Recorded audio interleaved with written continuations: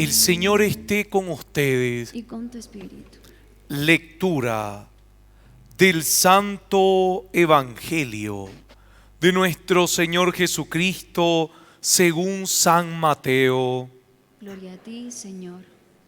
Jesús dijo a los sumos sacerdotes y a los ancianos del pueblo: ¿qué les parece?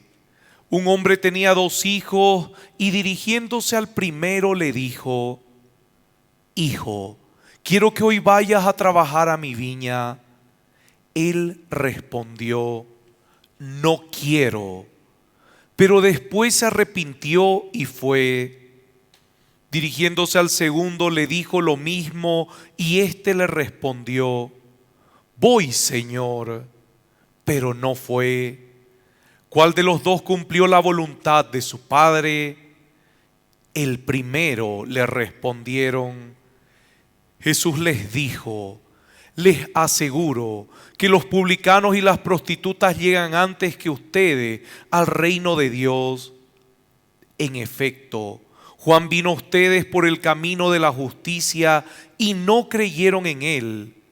En cambio, los publicanos y las prostitutas creyeron en él. Pero ustedes, ni siquiera al ver este ejemplo, se han arrepentido ni han creído en él. Palabra del Señor. Gloria a ti, Señor Jesús. Pueden sentarse, queridos hermanos.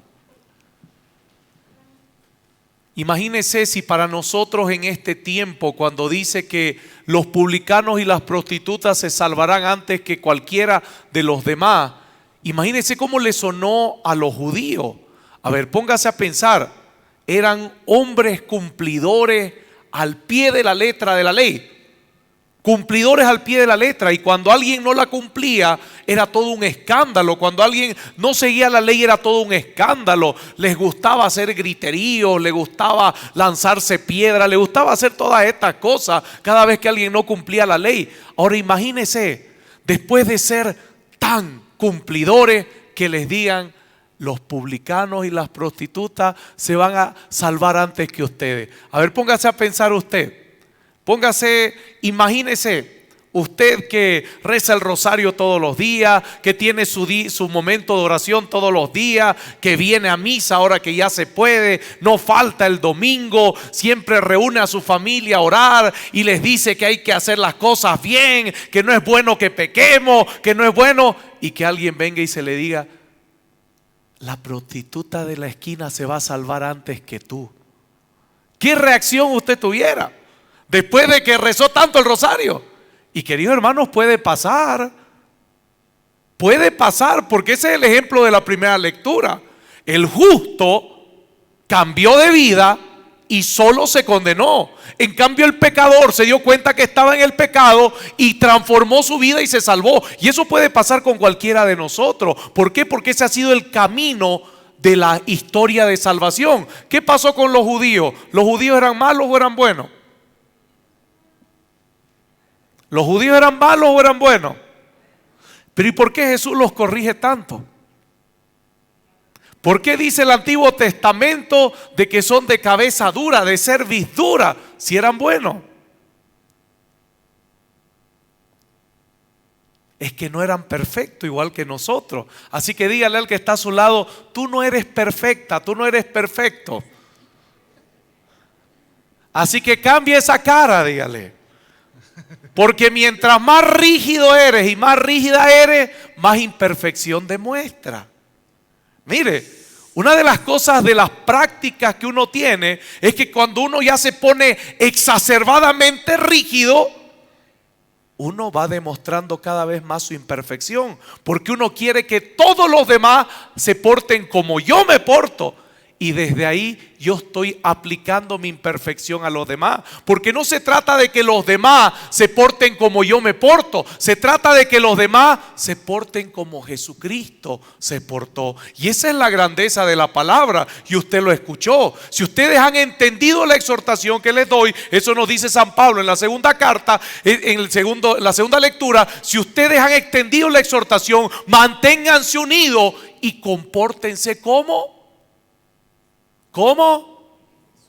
¿O San Pablo dijo, sean como yo, San Pablo? Compórtense como yo, San Pablo, porque si nos comportamos como San Pablo, vamos a ser malos. San Pablo era duro, era de carácter fuerte. Acuérdese lo que le hizo al pobre Marco, al evangelista. ¿Usted sabe lo que San Pablo le hizo a San Marco? No sabe. ¿Y por qué no sabe? Pero ¿y cómo ustedes enseñan la ley a los demás si no saben lo que la palabra dice? Eso es lo interesante, ¿no? Mire, ¿sabe lo que le hizo San Pablo a San Marco?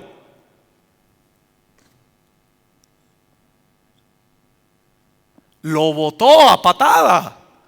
Porque dice que en una misión que estaba yendo San Pablo, Marcos tuvo miedo y escapó y dijo, no lo quiero ver más en ninguna de estas misiones. Claro, era un joven.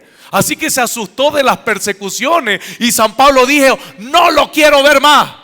Luego San Pablo se da cuenta de que fue muy exacerbado y le trabaja con Marco, y Marco los acompañaba en la misión. Mire, no se trata de que la gente se comporte como yo quiero que se comporte o como a mí me gusta que se comporte. Se trata de que la gente, si va a aprender algo de mí, de mi vida, tiene que aprender lo cristiano que soy y lo que Cristo hace con mi vida. Eso es lo que tiene que aprender la gente, porque mientras nosotros más nos ponemos a crear leyes y reglas, nosotros le estamos quitando a Dios el ser Dios. Nosotros le estamos robando el trabajo que tiene Dios para nuestra vida y comenzamos a mostrar más nuestras imperfecciones que dejar que la perfección de Cristo nos siga transformando. Y eso es lo hermoso. Los judíos no eran malos, los judíos no era gente mala, pero era gente imperfecta, al igual que nosotros. Y el gran error de la humanidad, ¿cuál es? El gran error de la humanidad es comenzar a olvidar que es Dios el que los santifica, comenzar a olvidar que es Dios el que nos ayuda, comenzar a olvidar que es Dios el que los sostiene, comenzar a olvidar que Él es el único que puede salvarnos y rescatarnos, y tratar de nosotros ser los salvadores y los que rescatan a los demás. ¿Cuántas veces yo he escuchado decirle a un hermano, a otra hermana, oiga, ¿usted por qué hace eso en el templo? Y luego la misma hermana que le reclamó haciendo lo mismo en el templo. ¿Cuántas veces yo he visto corregir a gritos, con escándalo y haciéndolo sentir mal? Y luego la misma persona haciendo lo mismo, porque somos imperfectos. Y cuando yo quiero imponerle a alguien que se porte como yo quiero, le estoy imponiendo mis imperfectos. En cambio, cuando yo le enseño a las personas quién es Cristo y lo que hace Cristo con mi vida, ¿qué es lo que estoy enseñando? La perfección de Dios. Por eso es que dice, y mire, y mucha gente ataca esto porque dicen, ¿cómo es eso? Si ustedes dicen que creen en Dios, ¿por qué leen la Biblia si la Biblia no es Dios?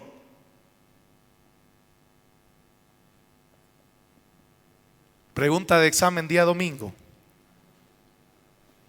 Pero si está escrita por hombre, ¿cómo es eso?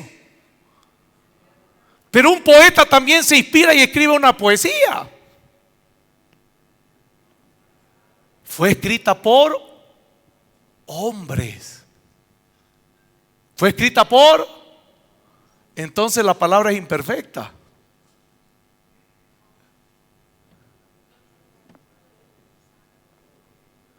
Un ateo nos va a decir como... ¿Dónde está Dios? No lo veo. Mire, esto es lo hermoso de nuestra fe, y por eso tenemos que conocer la obra del Señor. Escuche lo que dice. Las palabras de los hombres, escuche bien, las palabras de los hombres son imperfectas, la palabra de Dios es perfecta. Así que la palabra de los hombres es la palabra perfecta inspirada por Dios. La palabra de los hombres es la palabra perfecta inspirada por Dios. Así que tanto desde el Génesis hasta el Apocalipsis y hasta lo que hoy se sigue escribiendo dentro de la iglesia en la tradición por los obispos, es palabra de hombre. ¿Qué significa? Palabra imperfecta que se perfecciona porque es inspirada por... Y es ahí donde nos hace bien, porque estamos buscando que la gente sea perfeccionada por... Así que apúntele al que está al lado y dígale, hay que ajustarte las tuercas, dígale.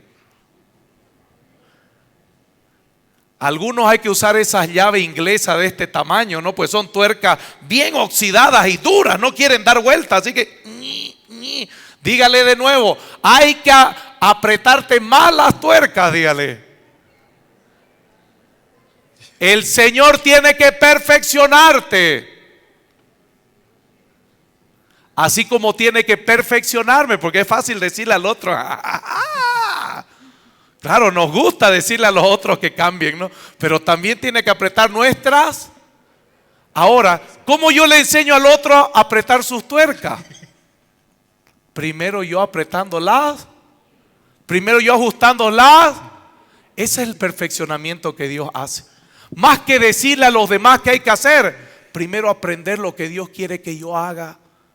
Y ese es buscar el bien común. Cuando primero busco el bien que Dios quiere hacer en mí, la transformación que Dios quiere hacer en mí. Es por eso que San Pablo dice que en sus tribulaciones Él aprende a ayudar a los atribulados. En nuestras pruebas nosotros aprendemos a ayudar a los que están pasando pruebas. No es en nuestras creencias de que somos perfectos que nosotros hacemos perfecto a los demás. No, es cuando nosotros experimentamos un montón de cosas. Yo tengo una buena amiga que ha venido de visita ahora y que estuvieron el año pasado en mi cumpleaños, los dos. En mi infancia espiritual, no estoy diciendo en mi infancia biológica, en mi infancia espiritual, aquí mi hermana Marina, Carolina y otras más, me han conocido como yo era, ¿no? Les he sacado canas verdes, pero como son mujeres, las mujeres hacen trampas, se tiñen, por eso que no se ven las canas verdes. Y me alegra verlas, ¿sabe por qué? Porque eso hizo con nosotros Dios, ¿no? Nos apretó fuerte las tuercas. Éramos inquietos, éramos intranquilos. Y a pesar de que íbamos a los grupos de oración,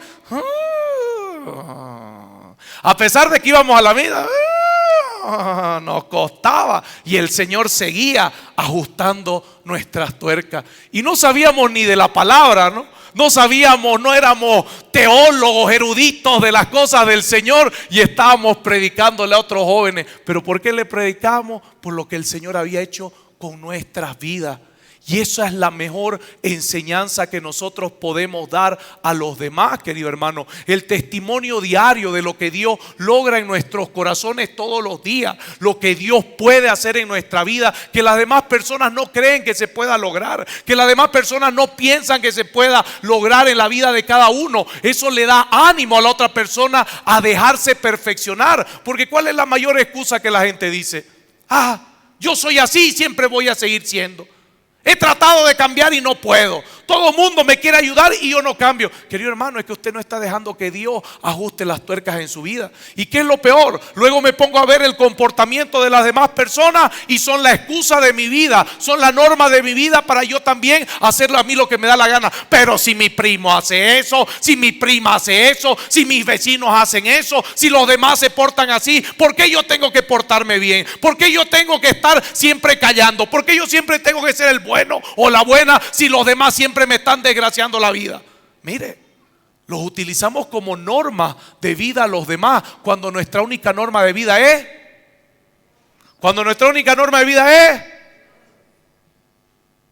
ahí que les duele mucho a los judíos y nos tiene que doler también a nosotros cuando Jesús le dice las prostitutas y los... ¿Quiénes son los publicanos? ¿Quiénes son los publicanos? No son paganos. Muy bien, son los cobradores de impuestos. Y mire, ¿qué tenía de malo? El otro día les expliqué en la semana, ¿qué tenía de malo ser cobrador de impuestos? ¿Qué tenía de malo? Les expliqué a los que vinieron en la semana, ya veo que vienen a dormirse. No solo sacar dinero, les he explicado y veo a varios que han venido en la semana. Muy bien, Mateo era uno de ellos. ¿Y Mateo era judío o no era judío? ¿Qué era lo desagradable de ser publicano? ¿Por qué Jesús lo pone con ejemplo? A ver, imagínense, está igualando a las prostitutas con así de malo los está poniendo. Y dice, primero se van a salvar ellos siendo así como son, antes que ustedes, que son cumplidores de las leyes. ¿Por qué el publicano era malo entonces? Imagínense, lo está igualando a una prostituta. ¿O es que el publicano era prostituto? No, no era. Si transformamos la palabra, era un prostituto de la fe. Y usted va a decir, ¿por qué? Porque no lee la palabra. ¿Por qué eran tan odiados los publicanos, querido hermano? Porque verdaderamente prostituyeron su fe. ¿Qué fue lo que hicieron? Los publicanos eran judíos. Recuerde que el Imperio Romano, cuando gobernaba un lugar, ¿qué es lo que hacía? Ponía autoridades del mismo lugar. Porque esa era la técnica que ellos tenían para que el lugar no los odie y así puedan ellos controlar esa zona. Así que en vez de poner romanos que cobren impuestos, ponía Así que los judíos comienzan a odiar a los publicanos porque lo veían como la peor lacra de la sociedad, porque eran del mismo pueblo y les cobraban más impuestos al mismo. Así que un judío que veía a un publicano lo miraba con amor.